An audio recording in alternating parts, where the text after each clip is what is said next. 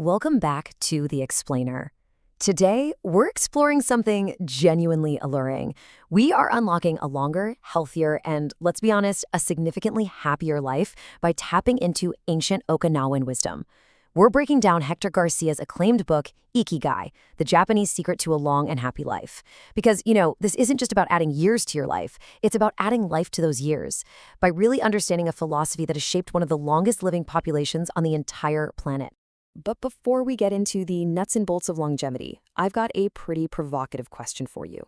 What is your reason to jump out of bed each morning?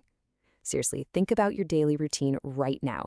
Is it driven by pure necessity? Is it stress? Or is it fueled by a deep-seated, genuine sense of purpose? Hold on to whatever answer just popped into your head as we go through this explainer, because challenging that exact routine is literally what this whole concept is all about.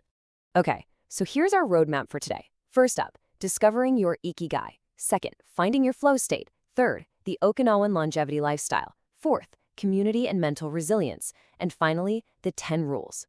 All right, let's dive right into section 1, discovering your Ikigai, the reason for being. So, Ikigai translates beautifully to a reason for being, or as the authors phrase it, it's the happiness of always being busy with a purpose that gives your life meaning and direction. Now, what's absolutely fascinating here is how this Japanese concept connects straight to Viktor Frankl's idea of logotherapy. If you're familiar with logotherapy, you know it's a psychological approach that pulls people out of existential frustration by guiding them toward a meaningful life. Both of these philosophies essentially ground our mental well-being in having a crystal clear, undeniable life purpose. It's basically the ultimate antidote to despair. So, how do you actually find it? Well, your Ikigai sits right at the intersection of 4 crucial elements: what you love, what you're good at, what the world needs, and what you can be paid for. Finding the sweet spot where all 4 of these overlap? Yeah, that doesn't exactly happen overnight. It's a patient, lifelong journey that is completely unique to you. It's going to evolve as you grow. But the search itself, that's exactly what keeps you motivated. Moving right along to section 2, finding your flow state, immersion and happiness. I want you to take a second and absorb this really powerful quote from the author Héctor García. The happiest people are not the ones who achieve the most. They're the ones who spend more time than others in a state of flow. This totally flips the script on what we're usually taught, right? We're so often told that happiness is waiting for us at the finish line of some massive achievement. But the source material heavily emphasizes that daily immersion, completely losing track of time and self-consciousness while doing something, that is the actual engine of happiness, rather than just constant, stressful achievement. To consciously cultivate this flow, whether you're writing, gardening, solving a complex puzzle, or playing the guitar, you need to strike a balance. First, pick a task that pushes you, but doesn't immediately overwhelm you. Give your mind a clear goal so it knows exactly what to lock onto.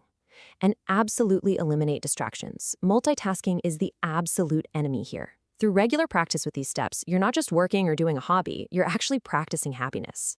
Let's shift gears to section 3, the Okinawan longevity lifestyle, diet, and movement.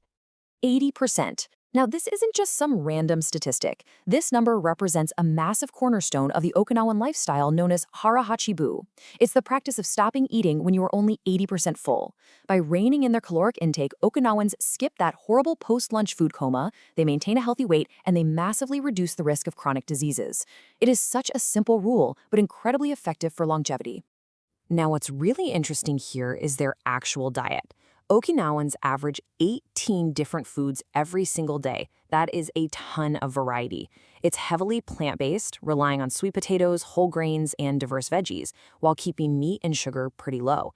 They're also eating foods that are just packed with anti-aging antioxidants like green tea, tofu, miso, and bitter melon. On top of all that, their lifestyle naturally bakes in intermittent fasting, which gives their digestive systems the crucial time needed to rest and repair. But diet is really only half of the physical equation. Look at this stark contrast. Over in the Western world, our huge shift to sedentary behavior, sitting hunched over desks all day long, has led to skyrocketing rates of hypertension and obesity, literally cutting our lifespans short. Okinawans, on the flip side, prioritize consistent, gentle movement. They aren't grinding through punishing high-intensity workouts at the gym. Instead, they're gardening, taking walks after meals, taking the stairs, and practicing traditional, flowing exercises like Tai Chi and yoga. It's joyful, low-intensity movement that they sustain over a whole lifetime. Which brings us to Section 4, Community and Mental Resilience, Connection and Mindset. You really can't talk about Okinawa without talking about the moai. A moai is essentially an informal group of people with common interests who support each other both emotionally and practically throughout their entire lives.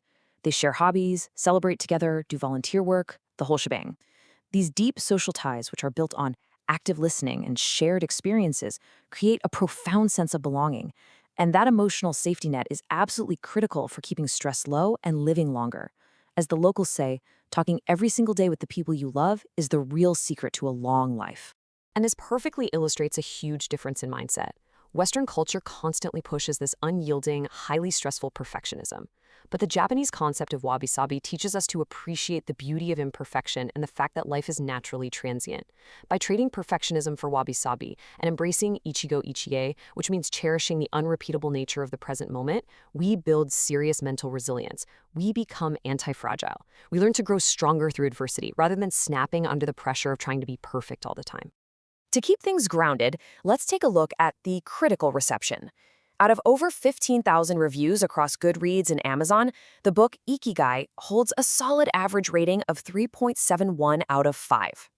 So, the public reception is actually quite mixed. Lots of readers find the book deeply inspiring. They praise its beautiful look into Japanese culture, the practical longevity tips, and its strong focus on community connection. But to be totally impartial here, we also have to look at the critiques. Some readers feel the book wanders a bit too far away from the core concept of Ikigai itself. They argue that it oversimplifies some pretty complex psychological issues and kind of rehashes common self-help tropes without diving quite deep enough. All right, let's wrap things up with Section 5, the 10 rules, synthesizing the journey. So, what's the big takeaway here? How do we apply all of this? The source material distills the whole philosophy into 10 key rules. It kicks off with staying active and taking life at a slower pace. Basically, leaving that constant sense of urgency behind. Physically, it means sticking to the 80% rule at mealtime and moving gently every single day. Outwardly, it's about surrounding yourself with genuinely good friends, getting back out into nature, and finding little reasons to smile and give thanks. Ultimately, the whole thing culminates in living entirely in the present moment and relentlessly following your Ikigai. We have covered a tremendous amount of ground today, from unlocking your flow state and eating for longevity, to building your own moai, and finally embracing imperfection. But knowledge is only powerful if you actually apply it. So I want to leave you with this lingering question to end today's explainer. What is one small change you will make today to find your Ikigai? Thank you so much for joining me to explore this. Keep searching, keep exploring, and definitely keep finding your reason to jump out of bed tomorrow morning.